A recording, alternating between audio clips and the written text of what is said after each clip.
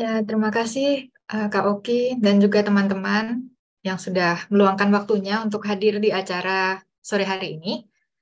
Em, Hari ini saya membawakan topik terkait text-based recommender system. Tapi sebenarnya PhD saya sendiri, studi S3 saya sendiri itu lebih ke fairness di recommender system atau keadilan. Cuman karena text-based recommender system juga bagian dari recommender system, jadi sekalian aja dibahas.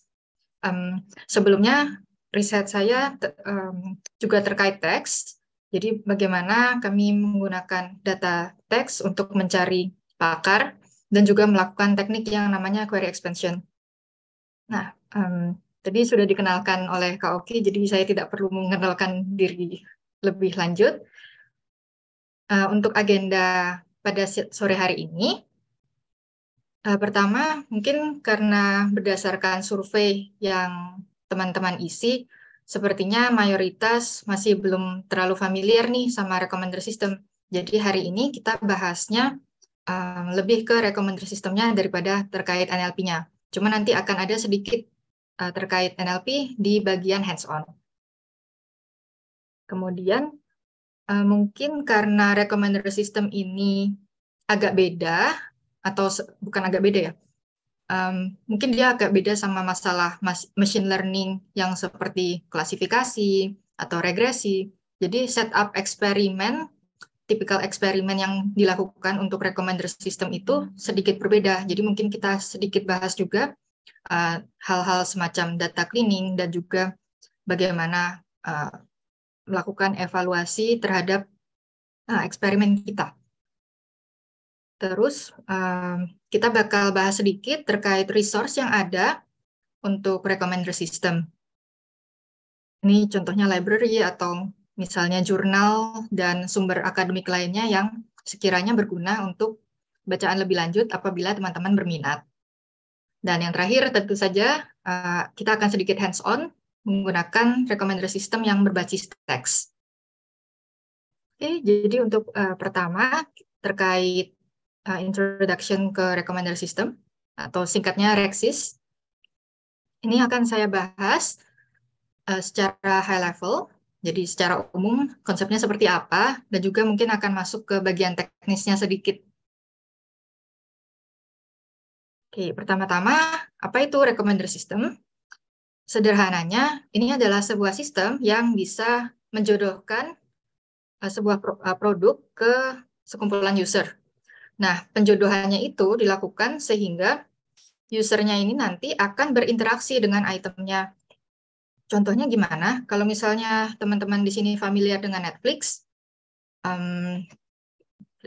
kemudian misalnya di sini adalah user atau pengguna dari Netflix, dan mereka kan melakukan rating ya, atau misalnya like atau bentuk feedback lainnya terhadap movies atau shows di Netflix. Nah, data ini dikumpulkan oleh Netflix dan kemudian dilakukan proses seperti pre-processing dan similarity computation lain. Ini nanti akan kita bahas lebih dalam. Dan data ini semua akan digunakan untuk melakukan prediksi kira-kira movie atau show manakah yang akan disukai atau akan ditonton oleh user tadi. Nah, kan banyak ya movies atau show di Netflix. Nggak mungkin misalnya ada katakanlah 100.000 film atau show di Netflix. Kan nggak mungkin 100 ribunya ditampilkan semua. Jadi biasanya cuma ditampilkan misal 10 atau 100 movies atau show yang sekiranya relevan untuk user tersebut. Nah, usernya ini siapa sih sebenarnya? Ya, kita-kita ini pengguna sistemnya. Kemudian kalau itemnya ini kalau di Netflix tadi tentu saja movies atau show, tapi ini nggak harus berbentuk sebuah produk yang benar-benar ada. Nah, contohnya gimana? Misalnya di sini kalau teman-teman main Facebook atau mungkin Instagram, kadang kan dapat saran ya atau semacam suggestion terkait ini kira-kira teman atau orang mana yang bisa kita tambahkan sebagai teman atau sebagai following kita. Atau mungkin kalau di sini main LinkedIn, kan kadang-kadang ada tuh suggested connections. Nah, itu sebenarnya itu juga termasuk recommender system. Tapi bedanya itemnya atau produknya di sini bukan misalnya barang yang bisa dibeli atau dikonsumsi, tetapi itemnya adalah ya orang atau akun orang lain. Kemudian interaksi ini maksudnya apa? Ini macam-macam ya teman-teman. Jadi interaksi ini mudahnya ya bisa sekedar klik atau tap. Kalau misalnya di mobile phone kan kita tap atau scroll ya. Atau kadang-kadang kita bisa melakukan rating. Misalnya habis belanja di e-commerce, terus kan kita rating produknya berapa bintang, misalnya 4 atau 5. Nah, data itu juga ternyata dipakai untuk recommender system. Atau kalau misalnya di YouTube atau Facebook ada fitur untuk like atau komen atau share. Nah, ini juga hal-hal yang diinginkan oleh pembuat recommender system ini untuk kita sebagai user lakukan. Jadi makin banyak interaksi atau makin banyak engagement, ya makin senanglah mereka. Terus kalau di Instagram kan atau LinkedIn juga ada fitur save ya, konten-konten yang sekiranya menarik buat kita. Nah, tapi sebenarnya tujuan perusahaan-perusahaan ini bikin recommender system tuh buat apa? Ya, sebenarnya tujuan akhirnya adalah supaya usernya membeli produknya atau mengklik advertisement atau iklan yang mereka sediakan. Supaya apa? Supaya mereka dapat profit atau dapat uang. Ya, maklum ya kalau namanya perusahaan kan pasti komersil, kalau nggak ada uangnya ngapain mereka lakukan gitu. Dan ini nanti penting nih karena kadang ada sistem yang misalnya kita bikin model terus kita training untuk mengoptimasi click rate-nya. Jadi ya orangnya mungkin ngeklik aja, tapi mereka ujung-ujungnya nggak beli produknya. Biasa kan kita window shopping gitu misalnya di e-commerce. Klik, masukin ke keranjang tapi nggak pernah dibeli. Jadi ujung-ujungnya goal mereka dapat profit nggak tercapai. Nah, makanya bentuk interaksinya ini perlu ditentukan terlebih dahulu bentuk interaksi apa yang sebenarnya diinginkan ketika kita membangun sebuah recommender system. Nah, kemudian mungkin teman-teman juga bertanya-tanya, sebenarnya recommender system ini bagian machine learning yang manakah atau bagian AI yang manakah?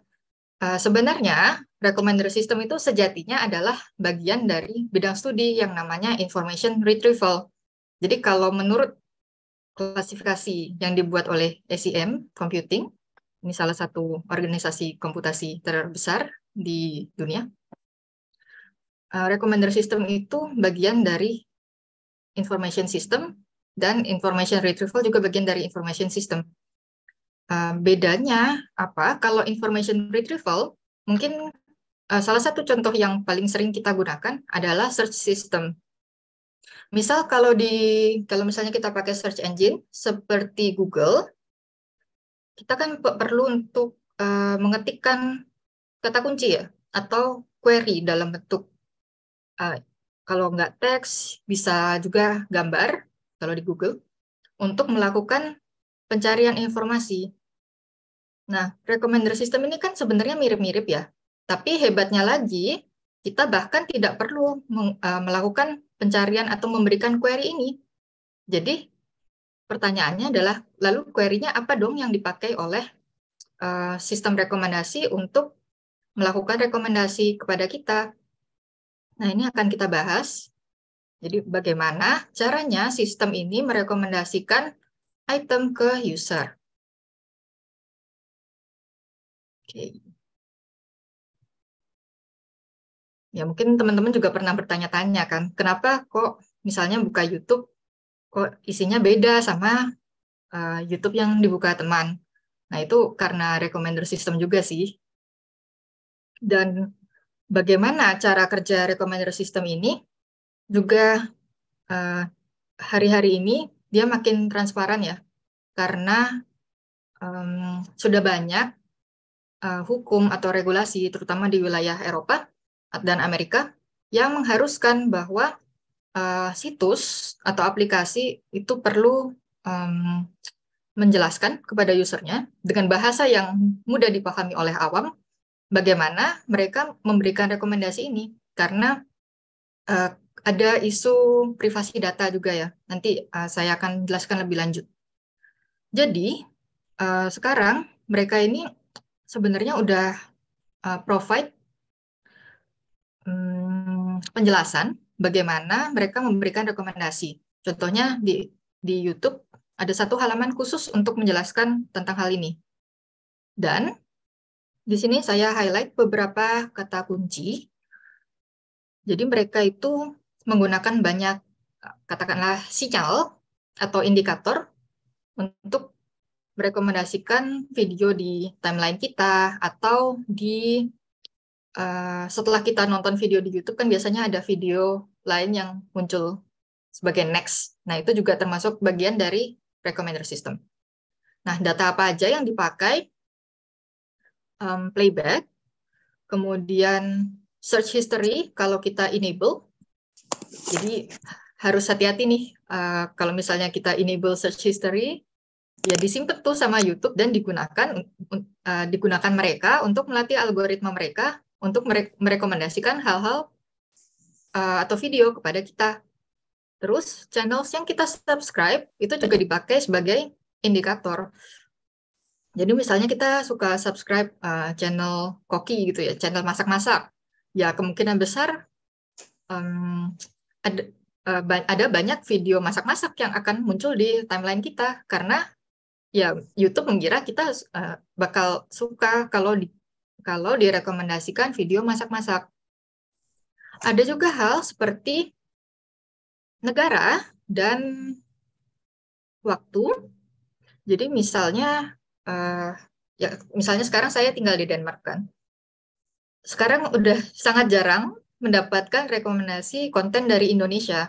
Dan demikian pula sebaliknya, ketika saya di Indonesia, ya nggak pernah tuh dapat konten dari Denmark, misalnya video terkait Denmark. Hampir nggak pernah. Jadi hal-hal seperti ini juga berpengaruh. Kemudian ada indikator lain, ini terkait kualitas dari videonya itu sendiri. Jadi kadang-kadang orang kan berpikir ya, atau bertanya-tanya, gimana sih kok video itu bisa viral? Sebenarnya YouTube itu melihat apa sih? Salah satu hal yang dilihat oleh mereka adalah apakah orang-orang yang mengklik video ini nonton sampai habis.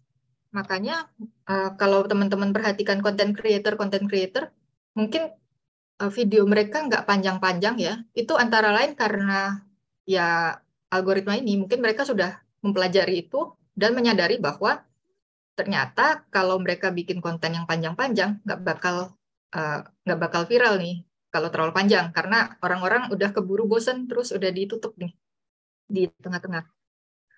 Terus kadang kalau di YouTube ada semacam polling ya atau rating kalau nggak salah untuk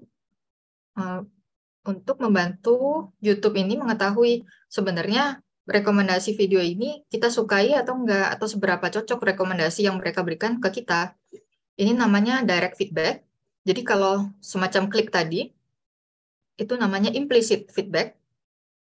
Sedangkan yang direct feedback ini sering dikenal sebagai explicit feedback, bentuknya rating, atau misalnya like atau dislike, itu kan langsung tahu ya, oh orang memang suka video ini makanya pencet like, atau nggak suka makanya pencet dislike.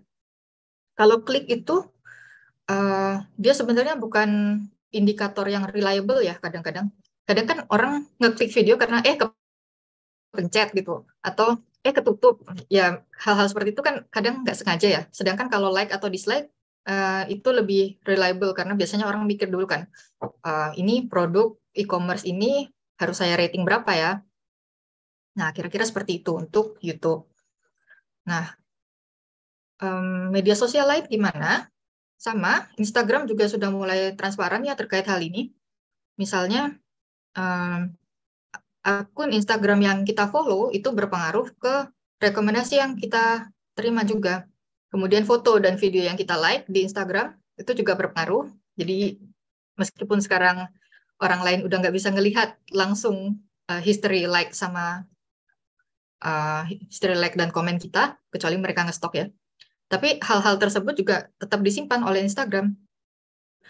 Dan ini sama kurang lebih sama ya, mutual mungkin follow dan di follow. Nah, mungkin yang lebih relevan buat teman-teman, siapa tahu ada yang job seeker juga, atau masih mahasiswa dan mungkin berniat untuk mencari job via LinkedIn. Di LinkedIn itu kan ada rekomendasi pekerjaan. Nah, ternyata mereka melihat apa ketika merekomendasikan pekerjaan ini?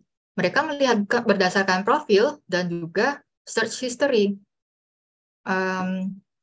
Ini kebetulan rekomendasi untuk saya ya, makanya rekomendasinya di Denmark, karena sekarang saya tinggal di sana. Dan bentuk pekerjaannya pun mirip-mirip nih sama profil saya. Kan sekarang saya sedang riset sebagai mahasiswa S3, makanya pekerjaannya keluar research assistant, research scientist. Dan kebetulan karena saya pernah jadi research assistant NLP, kebetulan keluar nih research assistant di bidang NLP juga. Jadi rekomendasinya kurang lebih ya mirip-mirip dengan kondisi profil kita. Spesifiknya, mereka juga menyatakan nih bagian-bagian mana saja yang mereka gunakan untuk melakukan rekomendasi ini. Ya sebenarnya ini dibentuk sebagai tips untuk mengoptimasi rekomendasi pekerjaan supaya lebih relevan. Tapi kan ya berarti kan fitur-fitur ini dipakai oleh LinkedIn untuk merekomendasikan pekerjaan untuk kita.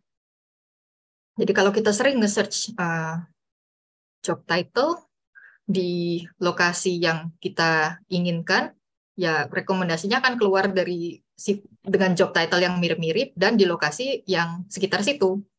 Terus kalau misalnya kita pencet apply atau save, ini kan kalau apply kan berarti, wah emang kita minat banget tuh sama rekomendasi yang itu. Biasanya ini akan diboboti lebih besar karena berarti interaksi apply ini lebih penting daripada misalnya cuma sekedar klik dan view job description aja.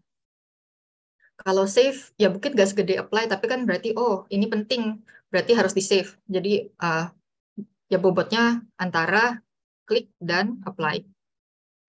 Terus ini create job alerts, dan hal-hal seperti di profil kita kayak job title, location, dan skills, itu juga relevan. Kan nggak mungkin ya orang tinggal di Indonesia, kemudian direkomendasikan job di Afrika, padahal dia nggak minat di situ. Ya, kalau kayak gitu kan rekomendasinya nggak relevan ya. Kira-kira seperti itu untuk LinkedIn. Nah, di Netflix, tadi ini contoh yang pertama ya, mereka juga memberikan penjelasan bagaimana rekomendasi ini dilakukan. Jadi ini mirip-mirip dengan YouTube lah ya. Tapi satu hal yang menarik di sini adalah mereka menyatakan secara eksplisit bahwa dalam memberikan rekomendasi ini, mereka tidak menggunakan informasi demografis seperti umur ataupun gender. Nah, kenapa ini penting? Karena ini akan berhubungan dengan isu keadilan tadi, yang kebetulan jadi topik penelitian saya. Jadi, kalau misalnya mereka menggunakan atribut seperti usia atau gender, kadang bisa ada diskriminasi. Misalnya nih, stereotipnya kan cewek suka berdandan gitu. Jadi, mereka merekomendasikan konten berdandan hanya untuk cewek, konten makeup hanya untuk perempuan. Dan misalnya konten sepak bola hanya untuk laki-laki. Itu kan kayak nggak bener ya. Kenapa kok seperti itu? Padahal bisa saja ada perempuan yang kurang suka untuk berdandan. Atau bisa jadi ada perempuan yang juga suka sepak bola. Jadi hal-hal seperti ini harusnya nggak diikutkan ke dalam proses memberikan rekomendasi itu. Cuman yang jadi masalah adalah meskipun fitur-fitur ini tidak dipakai secara langsung di sistem rekomendasi itu, kadang masih secara tidak langsung masih terikutkan. Ya, cuman itu masalah lain ya. Itu udah cukup kompleks isunya. Nah, kenapa kok mereka sampai perhatian terkait hal ini? Ya, seperti yang mungkin kita sudah rasakan sendiri, sebenarnya performa recommender system sekarang itu udah cukup baik, sehingga mereka bisa concern ke hal-hal lain seperti fairness, diversity, explainability, kira-kira seperti itu.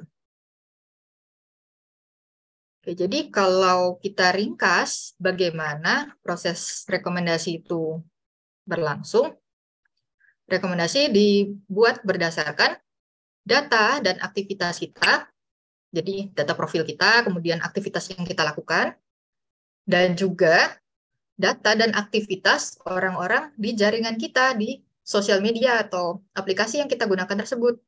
Jadi ya kita perlu hati-hati ya dalam like atau share sesuatu, karena ya hal ini disimpan oleh situs dan aplikasi yang kita gunakan. Selain itu, mereka juga menggunakan metadata dari item. Nah, contohnya apa? Kalau misalnya di LinkedIn, ya job description, atau misalnya kapan job itu di posting, dan siapa yang mempost, lokasi, dan lain sebagainya. Kalau misalnya di Netflix, tadi misalnya title dari movie-nya, kemudian misalnya lagi cari-cari paper di digital library-nya ACM, atau kurang tahu ya kalau di Google Scholar atau ada atau enggak, kadang muncul rekomendasi paper berdasarkan paper itu biasanya dibuat berdasarkan paper abstrak atau keyword dari paper yang sedang kita baca saat ini. Oke, dan banyak hal lainnya yang bisa digunakan untuk rekomendasi. Nah, kalau misalnya berdasarkan hanya data dari kita atau dari jaringan kita, dikombinasikan, ini akan menjadi yang namanya collaborative filtering. Kenapa kolaboratif? Ya, karena menggunakan data dari orang-orang di sekitar kita.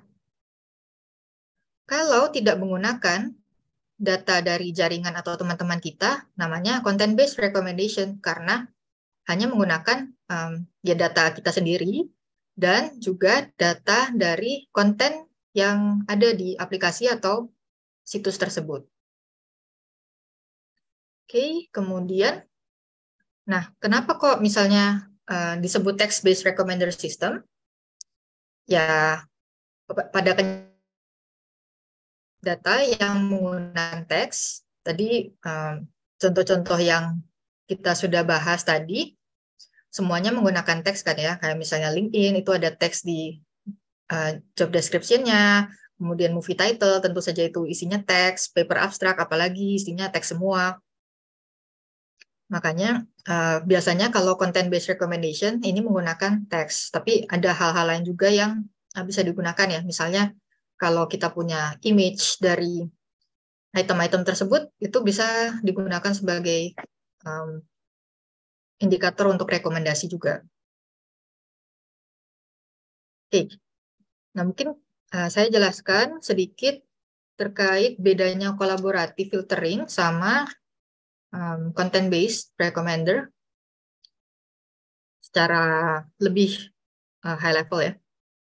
Jadi kalau misalnya ada satu user yang membaca berita, misalnya teks warna hijau sama teks warna oranye ini.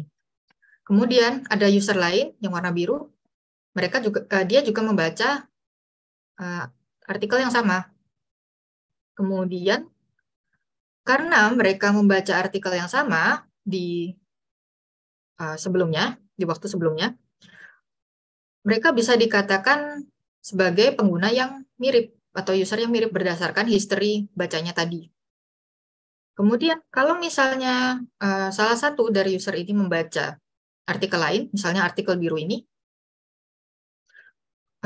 dan yang user satunya lagi belum membacanya, maka bisa jadi artikel biru ini akan direkomendasikan ke yang biru karena seleranya mirip nih. Jadi kita kalau misalnya dia membaca yang biru, maka kita mungkin bisa jadi user yang ini akan tertarik juga untuk membaca yang artikel yang biru ini.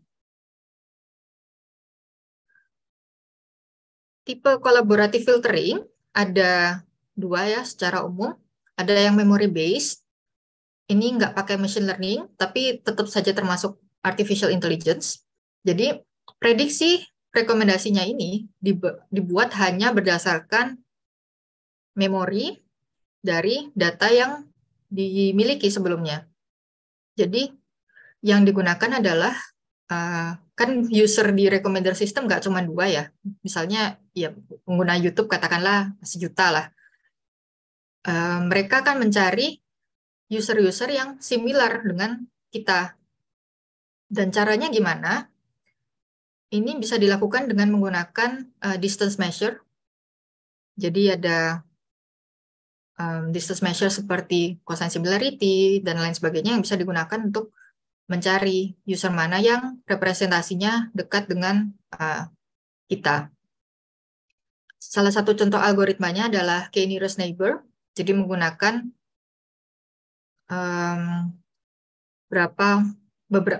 sebanyak K tetangga atau K user yang serupa dengan kita berdasarkan history baca tadi atau history interaksi lainnya. Kemudian ada juga yang berbasis model. Jadi ini biasanya menggunakan sejenis machine learning. Bedanya apa? Di sini ada sesuatu yang dioptimasi. Misalnya loss function. Kemudian algoritmanya contohnya adalah SVD, Singular Value Decomposition. Kemudian yang agak baru adalah Bayesian Personalized Ranking, kemudian Neural Matrix Factorization, dan lain sebagainya.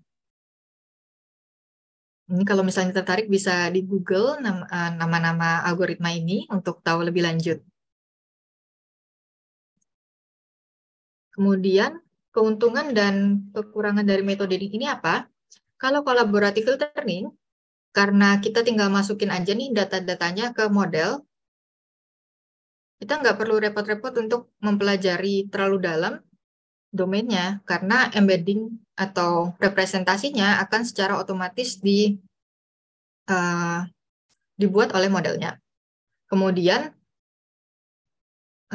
model ini juga bisa membantu user untuk mendapatkan rekomendasi dari misalnya topik yang berbeda atau topik yang baru untuk mereka. Jadi kadang kan kita nggak tahu ya, oh ternyata kita minat masak-masak juga setelah misalnya dapat rekomendasi video masak-masak, padahal sebelumnya nggak pernah masak-masak atau nggak pernah lihat video masak-masak, tapi ternyata cocok gitu. Itu serendipity. Tapi kekurangannya metode ini adalah kalau misalnya ada item baru yang masuk ke recommender system kita, ini jadi nggak bisa direkomendasikan karena kekurangan data. Kan belum ada yang berinteraksi sama item baru ini, jadinya ya nggak akan direkomendasikan. Kemudian kalau kita mau memasukkan atau mengikut sertakan fitur lainnya untuk item, itu akan sulit untuk dilakukan dengan model collaborative filtering. Nah, model satunya, tipe recommendation system lainnya adalah content-based filtering. Nah, ini spesifik untuk satu user biasanya. Jadi misalnya kita membaca suatu artikel, kemudian berdasarkan artikel yang sudah kita baca tadi, sistem akan mencarikan artikel-artikel mana di dataset atau di sistem yang mirip dengan apa yang sudah kita baca tadi. Dan kemudian sistem akan merekomendasikan artikel ini ke kita. Nah, simple ya. Jadi kita akan hands-on-nya semacam ini nanti. Kemudian kelebihan dan kekurangannya apa? Ya karena cuman berdasarkan hal yang kita baca, modelnya nggak perlu data dari user lain. Kemudian karena ini per user aja, lebih mudah kalau misalnya kita mau nambah user di recommender system kita. Dan karena spesifik nih buat satu user aja, jadi dia harusnya lebih baik dalam merekomendasikan hal-hal yang udah kita minati. Jadi kalau misalnya kita minat video makeup ya direkomendasikannya video makeup terus, ya, jadi happy kan kita karena rekomendasinya selalu relevan. Kemudian kalau misalnya tadi di collaborative filtering ada item-item yang mungkin kita sukai tapi orang lain biasanya nggak sukai gitu. Misalnya kita minoritas gitu, seleranya agak unik, beda dari yang lain. Nah, itu bisa dihandle juga sama content based filtering ini. Nah, tapi kerugiannya apa dari menggunakan sistem semacam ini? Representasi fitur dari itemnya itu hanya bisa kita lakukan kalau misalnya kita paham benar terkait domainnya. Dan karena kita menggunakan fitur yang istilahnya kita buat sendiri, bukan hanya rely atau bergantung pada model, ya modelnya hanya bisa sebaik fitur yang kita buat tadi. Dan modelnya juga akan terbatas dengan minat kita yang sekarang atau yang sudah lampau. Jadi dia nggak bisa merekomendasikan kira-kira item yang sekiranya ada di luar interest kita yang sudah diketahui oleh sistem. Oke. Nah, kebanyakan recommender system yang dipakai oleh perusahaan itu adalah model yang hybrid. Jadi ada collaborative filteringnya, ada content-based filteringnya juga. Nah, ini banyak cara ya untuk menggabungkan ini. Cuman mungkin karena keterbatasan waktu nggak bisa kita bahas lebih lanjut. Salah satu contohnya adalah misal kalau usernya ini udah banyak interaksi di sistemnya, jadi kan udah banyak datanya ya terkait user ini, itu bisa menggunakan collaborative filtering. Tapi kalau misalnya usernya baru baca dikit, ya mau nggak mau pakai content based filtering berdasarkan misalnya profilnya atau berdasarkan satu atau dua artikel atau item yang sudah mereka interaksi atau klik atau baca. Oke. Kemudian teknis membuat rekomendasi ini bagaimana? Ini terbagi menjadi 3 langkah ya. Pertama, kita perlu merepresentasikan dulu user sama item yang ada di data kita. Kemudian melakukan komputasi similarity, tingkat kemiripan. Dan juga terakhir, setelah kita punya skor similaritas tadi, kita melakukan pengurutan atau ranking dari skor tadi. Nah, spesifiknya gimana?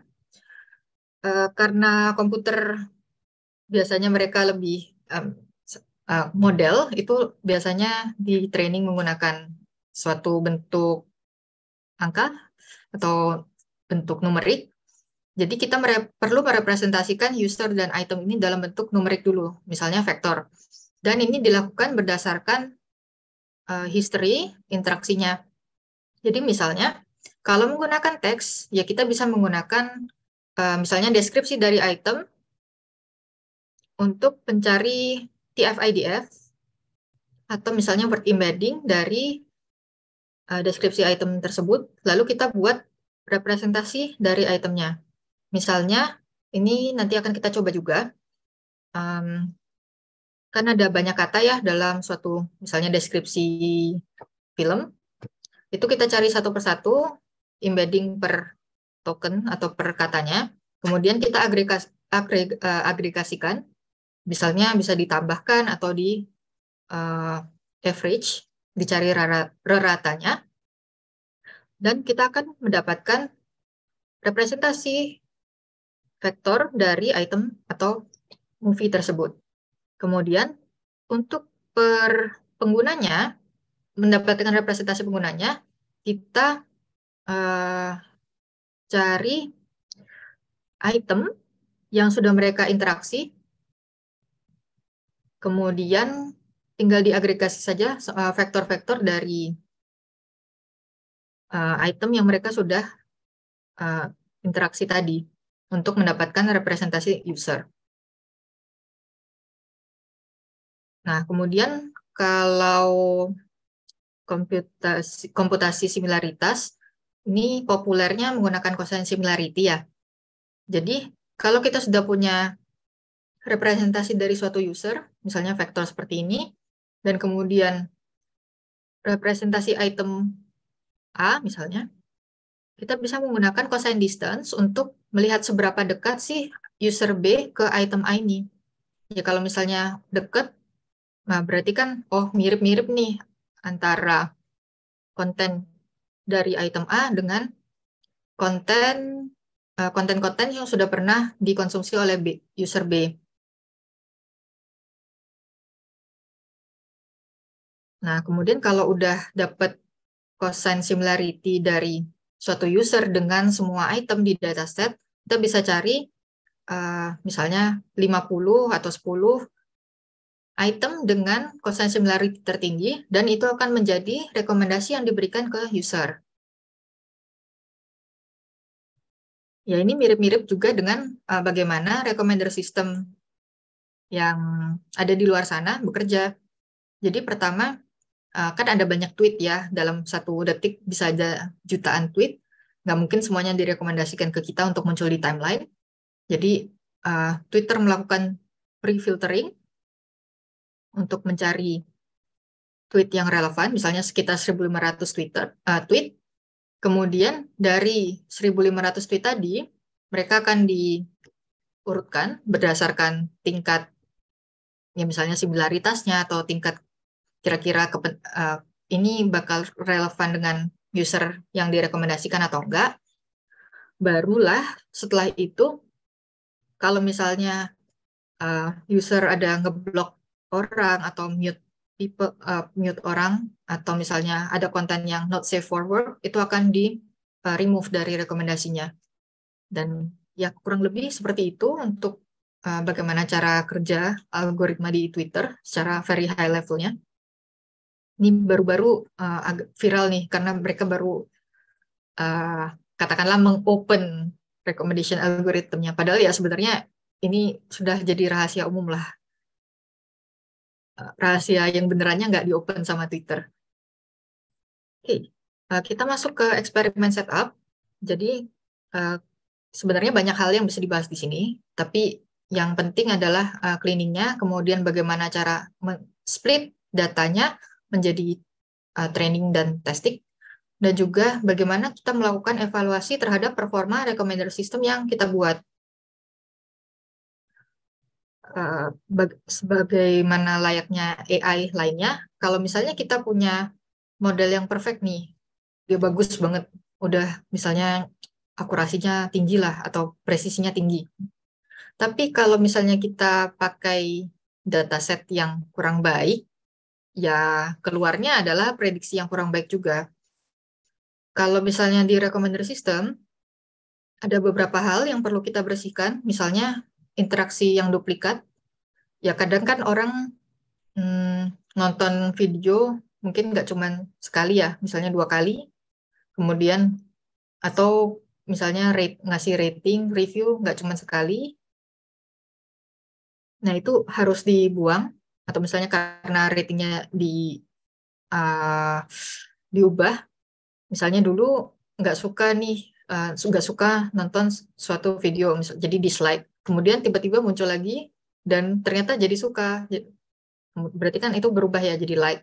Tapi kadang-kadang hal tersebut karena yang di data yang disimpan adalah log interaksinya, kadang muncul 2 kali tuh. Hal-hal seperti itu harus di-remove. Terus kadang-kadang juga kalau kita lihat dataset yang tersedia, itu ada misalnya rating yang hilang atau interaksi yang hilang. Jadi itu harus dibuang juga. Kadang kalau misalnya kita mau menggunakan content-based recommender system, misalnya mau merekomendasikan item tapi itemnya nggak ada deskripsinya gitu, ya nggak bisa dipakai kan, ya kita buang aja dari eksperimen. Atau kadang ada deskripsinya nih, tapi deskripsinya cuma strip gitu, atau ratingnya strip, ya nggak bisa dipakai, perlu dibuang. Satu hal lagi, kadang orang itu nggak terlalu pakai recommender system itu secara rutin, jadinya bisa jadi misalnya cuma pakai sekali-sekali aja, ya interaksi yang terekam nggak banyak. Jadi misalnya ada beberapa user yang mungkin cuma pernah ngasih rating sekali aja. Ya kalau kayak gitu agak sulit ya untuk mencarikan prediksi yang sesuai untuk mereka, terutama kalau kita mau eksperimen ya. Jadi kita perlu membuang user dan item yang interaksinya terlalu sedikit dari dataset kita. Biasanya sih dibatasin sekitar 5, 10, atau 20, karena tergantung ukuran dari datasetnya juga. Untuk splitting datanya, ini bisa random split, jadi ya random aja, nge-split seluruh dataset ke train dan test. Atau kita bisa pakai ratio-based split. Ini bisa dilakukan secara global, jadi acak aja dibagi 80-20, seperti layaknya kita kalau ngebagi training testing split untuk machine learning. Atau kita bisa juga membagi datasetnya itu berdasarkan per user. Jadi kan bisa jadi ada user yang punya katakanlah 100 rating di dataset, ada juga yang hanya punya misalnya 10 rating. Ya, kalau misalnya kita bagi secara random, bisa jadi satu user itu nanti punya 80, misalnya katakanlah 80 versus 20, tapi user satunya lagi punya misalnya 1 versus 5, 1 versus 9, itu kan agak jomplang ya. Makanya kadang dilakukan per user supaya rasionya tetap terjaga per usernya. Ada juga metode leave one out. Jadi cuman item terakhir atau satu item aja yang ada di test split per satu user. Oke. Untuk evaluasinya sendiri bagaimana? Jadi kan kita punya dataset berupa log interaksi. Itu udah kita split ya tadi jadi training data dan test data. Nah, dari train data ini, kalau misalnya kita lihat dari seluruh item yang ada di dataset, berarti kan ada untuk satu pengguna ada item yang menjadi bagian dari training split user itu, ada yang menjadi testing split dari user tadi. Jadi sebenarnya nggak ada di training tapi di sini. Dan ada juga yang belum di rating sama usernya. Ya kan nggak mungkin ya satu user udah nge-like atau dislike semua video di YouTube. Nah, ini kita ambil saja data atau item yang belum di rating, termasuk testing. Karena kalau ada di testing kan berarti nggak ada di training ya. Kemudian kita lakukan perankingan yang tadi kita sudah diskusikan. Nah, kita sudah bahas. Lalu dari hasil prediksi tadi, barulah kita compute atau komputasi metriknya. Kira-kira recommender B lebih bagus dari recommender A kah atau sebaliknya? Kemudian untuk mengukur performanya, ini kita biasanya nggak pakai akurasi ya kalau untuk recommender system, tapi lebih ke recall atau precision. Jadi, anggap saja dokumen ini adalah item. Dari item yang direkomendasikan ke user, yaitu retrieve document, berapa yang relevan dari situ. Kalau recall, dia adalah banyaknya item yang direkomendasikan dan relevan ke user dibagi dengan banyaknya item yang relevan untuk user tersebut. Kalau precision, dia adalah sama item yang relevan dan direkomendasikan ke user dibagi dengan banyaknya item yang direkomendasikan ke user tersebut. Oke, kira-kira seperti itu. Untuk resources, di sini ada beberapa list library yang biasanya digunakan untuk melakukan eksperimen atau membangun recommender system. Bisa dicek sendiri ya, ini slide-nya kan udah ada, tinggal diklik aja linknya nanti. Saya pribadi sih pakai Rackball karena dari dataset, kemudian model dan evaluasi itu sudah disediakan semua dan dia cukup lengkap. Model yang dari basic sampai yang advance ada, bisa dicoba. Lalu ini ada beberapa list, conference, dan juga jurnal terkait recommender system. Kalau SIG-IR ini sebenarnya lebih ke information retrieval secara general, dan yang TOIS ini dia lebih ke information system secara general, cuman kadang ada recommender system. Nah, silakan teman-teman bisa juga merefer ke paper-paper yang dipublikasikan di 4 venue ini untuk mengetahui perkembangan terbaru di recommender system. Oke, selanjutnya kita bisa lanjut ke hands-on ya. Oke. Kita hands-on-nya sebenarnya cukup simple. Pertama, sudah disediakan 2 buah file. Jadi satu file itu berisi interaksi dari user dengan item, dan interaksinya ini berupa rating. Jadi ratingnya 1-5, dan kemudian ada juga data timestamp. Jadi kapan user itu memberikan rating tersebut ke item, dan di sini ada satu kolom lagi yang mengindikasikan interaksi ini bagian dari train split atau test split. Oke, kemudian ya kita bagi saja ya antara data yang merupakan training dan testing.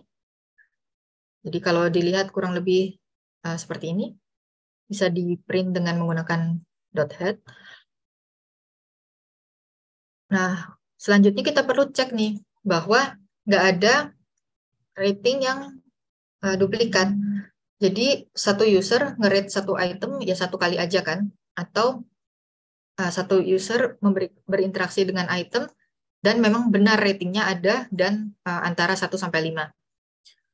Oke, jadi setelah dicek ternyata nggak ada nih, nggak ada rating yang hilang, dan tidak ada juga rating yang merupakan duplikat. Satu hal lagi, ini spesifik untuk evaluasi aja sih, kalau misalnya mau melakukan evaluasi, pastikan bahwa semua user yang ada di testing itu sudah juga muncul di training. Kalau nggak kan nggak ada datanya mau di train ya, jadi ya nggak bisa merekomendasikan apa-apa buat user tersebut. Dan ternyata di dataset yang diberikan tadi sudah dipastikan bahwa semua tes usernya ada di user train. Ya meskipun kita kayaknya nggak sempat untuk evaluasi nih. Oke, kemudian bisa dicek juga proporsi antara training sama testingnya ini sekitar 80-20. Kemudian kita bisa pakai juga file metadatanya. Jadi ini sebenarnya data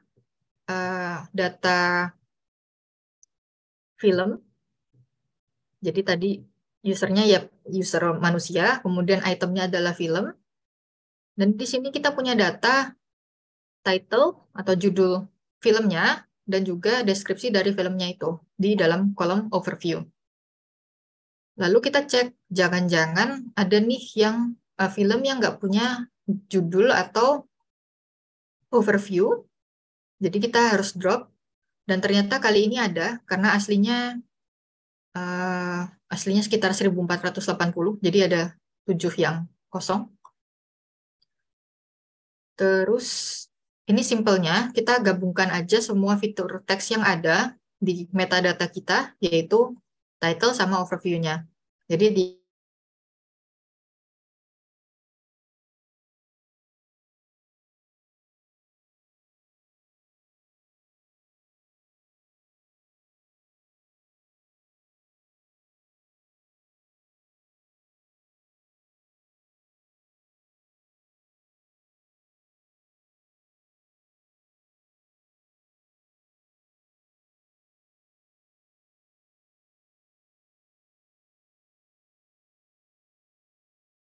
huruf T kecil bisa jadi ada di di model tersebut, tapi kalau kita mencari toy dengan T huruf besar nggak akan ketemu. Makanya kita jadikan huruf kecil semua. Terus ini nggak perlu. Kemudian kita melakukan tokenisasi. Jadi tokenisasi ini sederhananya mengubah kata menjadi token atau semacam memisahkan satu kalimat menjadi beberapa token yang dipisahkan, biasanya dipisahkan oleh spasi. Tapi kadang ada juga misalnya kata untuk ini klitiknya, jadi untuk menandakan posesif atau kepemilikan itu juga dihitung sebagai satu token tersendiri, meskipun misalnya ini kan harusnya Bram Stokers dalam dua kata aja, tapi ini jadi 3, yaitu bedanya token sama kata. Terus kita perlu juga menghapus stop word. Stop word ini kata-kata yang nggak terlalu penting kayak is, an, of, as, itu semua masuk ke dalam stop word. Karena kan mereka nggak terlalu bermakna ya. Oke, lalu di sini kita menggunakan embedding dari Glove. Jadi ini akan mengubah, kita bisa menggunakan Glove ini untuk merepresentasikan setiap token menjadi vektor berdimensi 100. Karena kebetulan modelnya dimensinya 100.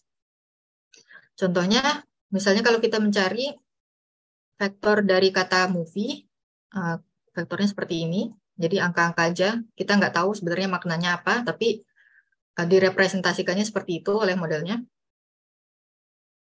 Lalu dari token yang sudah kita bersihkan dari stop word tadi, kita bisa cari embeddingnya. Dan di sini kan kita melakukan agregasi ya. Kalau misalnya tokennya itu ada di dalam model, maka kita akan menambahkan seluruh embedding dari token tersebut. Dan embedding itu menjadi embedding akhirnya setelah penjumlahan semua embedding tiap token tadi akan menjadi embedding dari film. Kemudian, ini karena kita udah nggak pakai bisa di drop aja kolomnya. Nah, di sini kita sederhana aja contohnya, kita membuat rekomendasi untuk user dengan ID nomor 1. Jadi di sini pertama kita cari dulu item yang sudah dikonsumsi atau sudah di-rating oleh user 1. Kemudian kita cari seluruh embedding dari film yang sudah di-rate oleh user tadi. Jadi total ada 127 dan ini semua nilai embeddingnya. Lalu kita agregasi, untuk mudahnya kita tinggal jumlahkan saja semua vektor-vektor di sini menjadi satu vektor berdimensi 100 yang merepresentasikan profil dari user 1. Ya, kalau misalnya kita cek di sini dimensinya 100 ya, sama dengan dimensi vektor dari movies atau film tadi. Lalu di sini kan tadi kita sudah punya profil user dalam bentuk satu vektor. Kita gunakan profil user tadi untuk dilakukan atau dicari cosine similarity-nya dengan seluruh embedding dari metadata file. Nah, kemudian di sini saya simpan nilai cosine similarity-nya dalam satu kolom baru, dan lalu kita bisa sort berdasarkan cosine similarity yang paling tinggi hingga yang paling rendah. Jadi bisa dilihat bahwa di sini ada beberapa film yang cosine similarity-nya cukup tinggi, hampir 1. Jadi kalau cosine similarity biasanya nilainya dari min 1 sampai 1, di mana 1 itu seru persis representasinya, dan 0 atau min 1 bertolak. 0 tidak persis, tidak mirip sama sekali, dan min 1 bertolak belakangnya. Jadi kalau misalnya kita mau merekomendasikan 5 atau misalnya 50 film, yang akan dipakai adalah ya 5 atau 50 film teratas tadi. Jadi kalau kita print ID-nya, ID dari 50 item dengan cosine similarity tertinggi, kita bisa dapatkan ini. Tapi setelah kita cari, misalnya di split testing dari user 1 ini adalah item yang akan dianggap sebagai relevan untuk user 1. Ternyata dari 50 item yang direkomendasikan ini cuma 1 nih yang relevan, yaitu item dengan ID 150. Berarti kalau kita menghitung precision-nya, ya cuma 1/50, kemudian recall-nya ya 1 per banyaknya item di sini. Oke, kira-kira itu saja penjelasan dari saya. Mudah-mudahan nggak over ya waktunya. Kak Oki, terima kasih. Mungkin ada yang mau ditanyakan dulu? Nggak apa-apa sih Kak. Biasanya kita juga lewat setengah jam, 1,5 jam. Jadi kalau Oke, oke. kita mau dieksplor lebih lanjut, mau di run juga, di run all juga bisa. Kecuali runnya sampai sejam lah, itu nggak bisa. Buat teman-teman silakan, ada yang mau ditanyakan? Boleh raise hand atau lewat chat ya.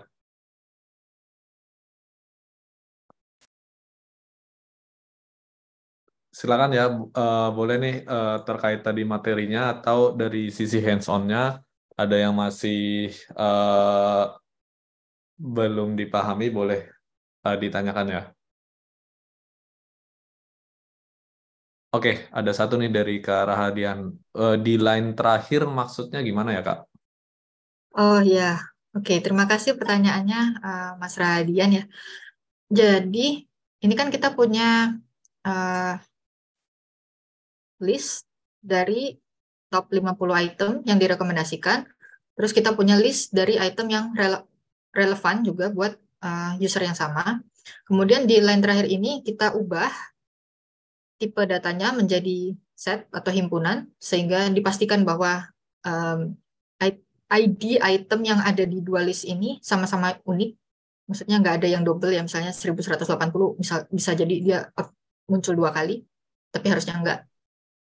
Kemudian kita lakukan intersection, operasi intersection. Ini berarti dia mencari ID item yang muncul yang sama-sama muncul di dua list tadi. Jadi misalnya di sini kan 150, dia muncul di dua list ini. Misalnya 150 ada di sini dan ada di sini. Dan ternyata dari semua item ID ini yang muncul di dua-duanya cuman 150. Sisanya nggak ada yang muncul di kedua tempat. Kira-kira begitu. Makanya ini cuman isinya 150 aja. Oke, cukup menjawab Kak Rahadian. Atau ada pertanyaan lanjutannya silakan. Bagi yang lain boleh juga ya, silakan bisa ditanyakan. Oke, ada pertanyaan Iya. lanjutannya.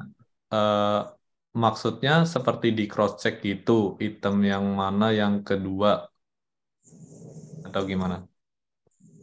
Iya, ini untuk semacam melakukan evaluasinya. Jadi kan kita udah bikin rekomendasi nih. Terus kita mau tahu rekomendasinya ini sebenarnya akurat nggak sih atau relevan nggak sih buat user tadi. Makanya kita melakukan pengecekan ini. Cuman kebetulan nggak terlalu relevan nih ternyata rekomendasinya. Atau ya relevan tapi cuma satu. Oke, jadi lebih ke evaluasinya gitu ya. Ya, Oke, sip, terima kasih dari sama-sama. kalian. Oke, dari Mbak Heni silakan. Eh, Baik, terima kasih atas kesempatannya. Sebelumnya saya ini nggak blank-blank amat tentang machine learning sebetulnya. Cuma kalau task seperti kemarin tuh NER, terus yang Rexis ini saya belum pernah ngutak-atik gitu ya.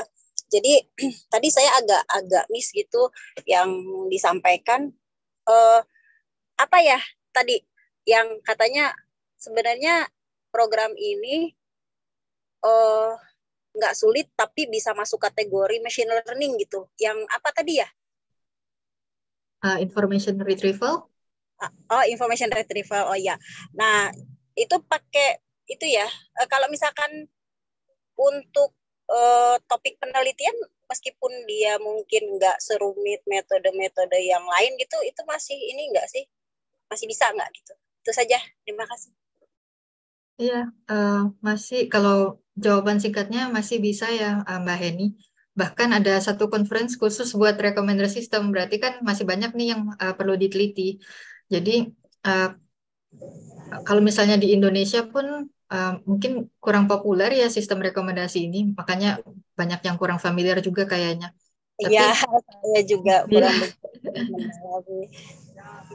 Saya memang recently paling main di kayak klasifikasi image gitu, karena itu juga saya masih pengennya paham gitu. Nah, terus ini memang dari Langing AI ini banyak topik-topik yang menarik gitu.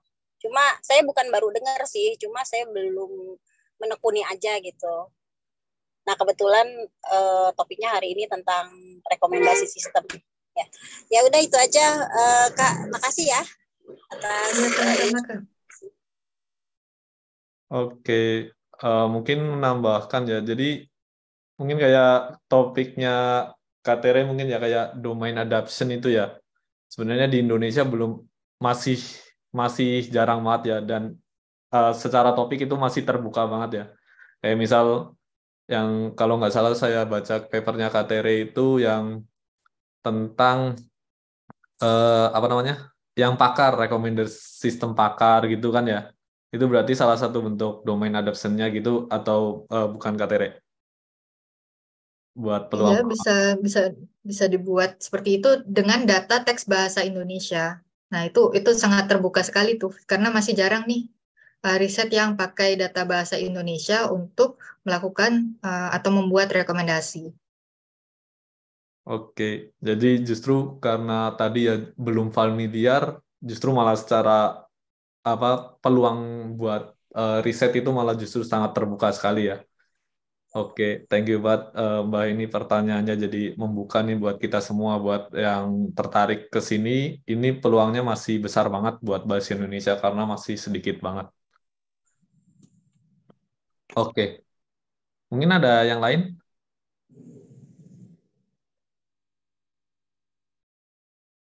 Oke, kalau gitu mungkin dari saya, kalau yang saya tangkap itu sebenarnya eh, nggak harus peneliti ya untuk belajar recommender system, termasuk tadi sempat dimention tuh yang menarik banget yang apa namanya, kayak YouTuber sendiri berarti kalau dia pengen kontennya banyak ditonton, nggak cuma YouTuber, maksudnya konten-konten kreator, dia berarti harus paham ya Katere ya tentang recommender sistemnya ya, gimana supaya nggak sengaja si bukan nggak sengaja juga, supaya kontennya dia banyak direkomendasikan berdasarkan yang tren atau berdasarkan user behavior-nya gitu ya. Dalam artian orang awam pun maksudnya bukan orang awam, peneliti di luar peneliti seperti konten kreator itu harus belajar ini juga ya gitu ya Katere ya. Iya, betul Kak. Paling nggak harus belajar cara modelnya merekomendasikan lah, tapi tahu fitur-fitur apa aja yang perlu diperhatikan. Oke, oke, menarik banget. Oke, Maaf, saya tanya lagi.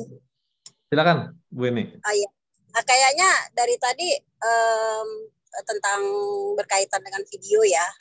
Kalau yang dataset lain gitu misalkan bukan tentang rekomendasi video-video rekomendasi itu apa ya?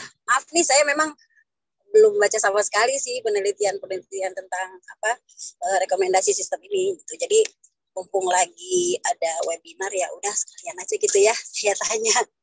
Terima kasih. Oke, kalau dataset lain yang tersedia, setahu saya ada dataset terkait musik, kemudian buku, ada juga rekomendasi tempat, misalnya hal semacam restoran, itu ada dataset dari Yelp kalau nggak salah. Kemudian ada dataset lagi ya,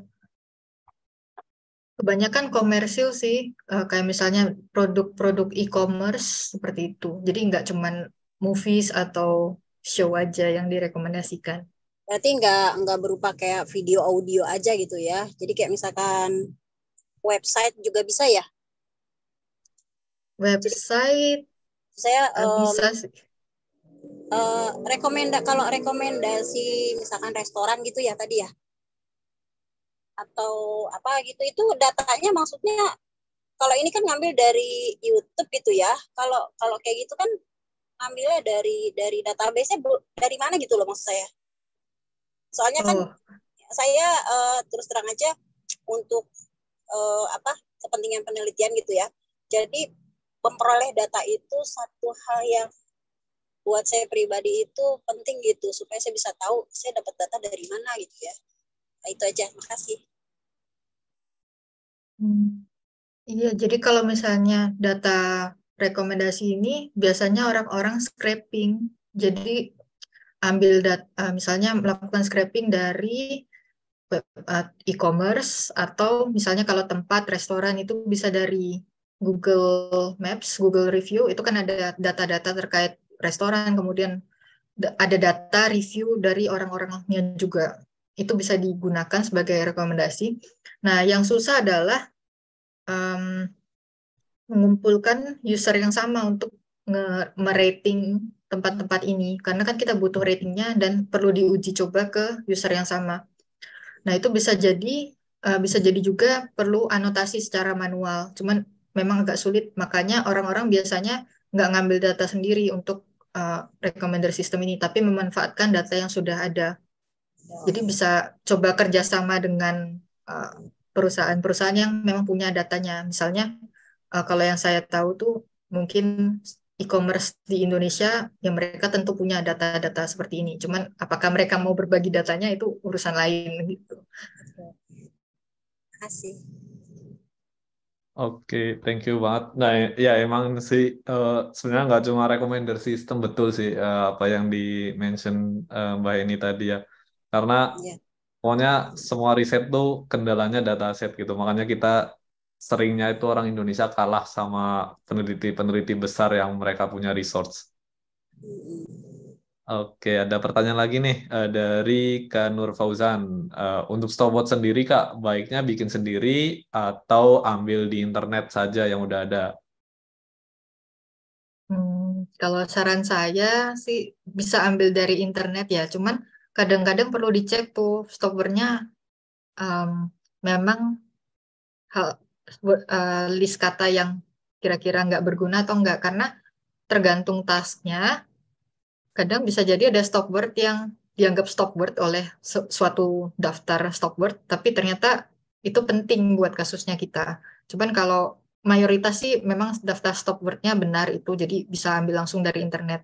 Jadi kalau mau sih ambil dari internet, kemudian dilihat lalu difilter lagi mana yang beneran stop word, mana yang ternyata bukan. Kalau dari NLTK sih harusnya udah bener ya. Itu mungkin Oki lebih tahu kayaknya terkait hal-hal ini. Oke, jadi ya betul sih tadi betul. Pertama pasti kita memanfaatkan yang udah ada nih. Terus ditambah sih betul dianalisis, baik itu dihapus dari list atau kita menambahkan. Karena misal contohnya kita terkait kita bikin website matematika nih, kita mau bikin konten recommender kan, artikel matematika. Nah, kayak dan atau itu kan secara general itu stop word. Nah, tapi di kasusnya kita di kasus matematika nggak boleh tuh jadi stop word karena kan dan sama atau tuh bisa jadi operator sendiri sendiri kan. Nah, itu yang tadi dimaksud Kak Tere. Jadi perlu apa namanya? Yang tadi juga di presentasi dimention tuh menarik banget. Dan di peneliti-peneliti apa pembicara-pembicara juga sebelumnya juga selalu dimention yang istilahnya knowledge expertise. Jadi kita memang penting belajar tentang apa sih yang mau kita buat gitu. Jadi memang harus disesuaikan. Oke.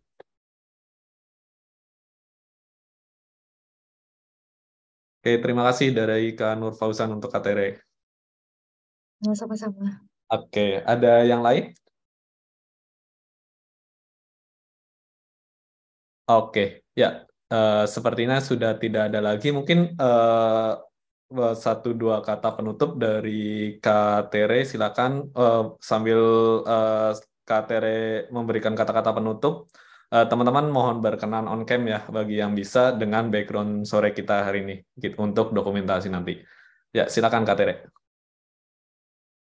Kalau dari saya, terima kasih buat teman-teman yang sudah meluangkan waktunya. Terima kasih juga buat Kak Oki dan Langing Academy yang udah memberikan kesempatan untuk saya berbagi. Senang sekali bisa berbagi terkait recommender system dengan teman-teman semua.